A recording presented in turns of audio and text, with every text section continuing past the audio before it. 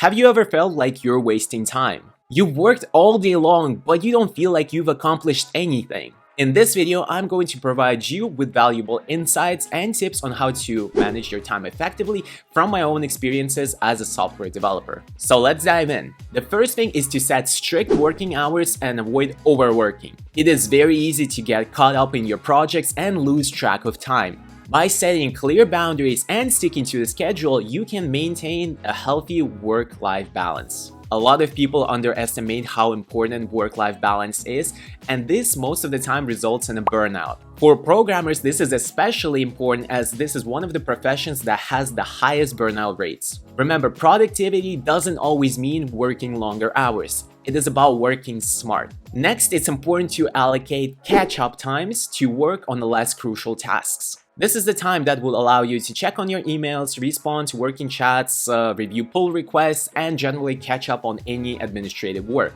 I personally schedule these catch-up times right at the beginning of my working day and 1 hour before the end. By doing this, I can stay organized and stay focused on my primary coding tasks. Another important thing that a lot of people forget to do is to allocate dedicated time during your workday for learning. And doing this kind of thing is not only essential just for programmers but for anyone. I would advise to dedicate 30 minutes of your working time to learning something new every day. You might be concerned that during work, the only thing you should be doing are the work tasks. This is true for the most part, but it's also important for you to try out new things in order to grow in your profession. A good employer would always promote this kind of behavior and not penalize you for not working all the time. For this to work more effectively, I would suggest you to create a system where you will input the topics and organize them by categories. Also add a status for each topic so that you know if you're unfamiliar with it, that you're in the process of learning it, or you already know it. This way, it allows to keep track of your progress and expand your knowledge effectively. Another advice is to prioritize tasks, as it's very crucial for efficient time management. One of my favorite suggestions is to pick the task of the day and mark it as a priority. This way, at the end of the day, you can clearly say on whether you had a successful day and you were able to complete the most important tasks. Also, in terms of other tasks for the day, be realistic about how many you can actually accomplish. Set a manageable number of tasks each day so that you don't feel overwhelmed and demotivated. I mean, if you finish early, first of all, that's great, and second, you can always add more tasks from your backlog. Then we need to talk about rest and recovery, as programming requires a lot of mental focus and creativity, and this could be very exhausting. It is important to take regular breaks and allocate specific time for rest. Different techniques work for different people, so experiment and find out what works best for you. For example, I've tried the Pomodoro technique.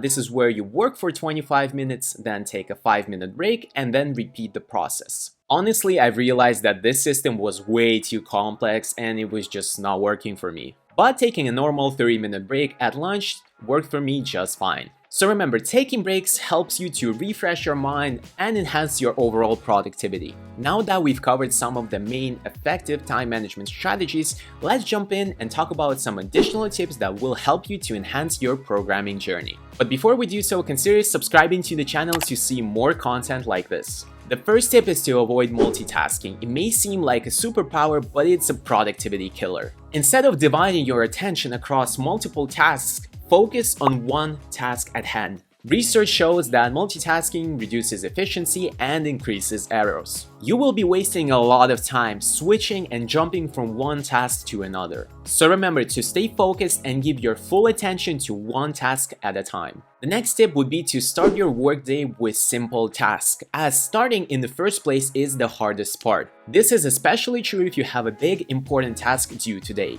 To overcome this initial resistance, try starting with a couple of easy tasks to build your momentum. By accomplishing these smaller tasks, you feel more motivated to tackle bigger and more significant tasks that follow. But remember, it's about finding the right balance between getting started and getting the actual work done. So don't spend the whole day doing easy tasks. Another tip is to apply all the strategies that we talk about in this video to your personal life. Doing things like setting boundaries, prioritizing tasks, learning something new every day could really improve various aspects of your personal life. So by effectively applying time management strategies in your work and in your personal life, you can achieve a better balance, and this will increase your overall productivity as well as happiness. The next tip would be to experiment and adopt, because nothing in this life will stay the same. It is essential to experiment and find out what works best for you. Remember that what works for someone may not work for yourself. So once again, experiment and see how various techniques affect your productivity and adjust accordingly.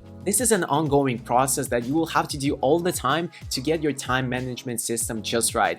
Things will change and you will change, and it's a matter of finding the right things that work for you. The last tip is to remember to always reflect and iterate on your time management practices. Life and work constantly change, and what used to work for you before right now may not be so effective. Take time to evaluate the effectiveness of your strategies and make necessary adjustments as you go along. Keep an eye on shifts in your priorities, projects, and personal circumstances. Remember that time management is an ongoing dynamic process. It always requires analysis and adjustments. Personally, I think it's a good idea to review your progress at the end of the week and see how much actual work you were able to get done. By doing this regularly, you will definitely see the progress and improvement in your time management skills. You try something new, if it works, it stays. If it doesn't, you change and experiment again. By doing this regularly, this increases your productivity and helps you a lot in your programming journey. So there you have it. Here are the main strategies that I use every day to effectively manage my time.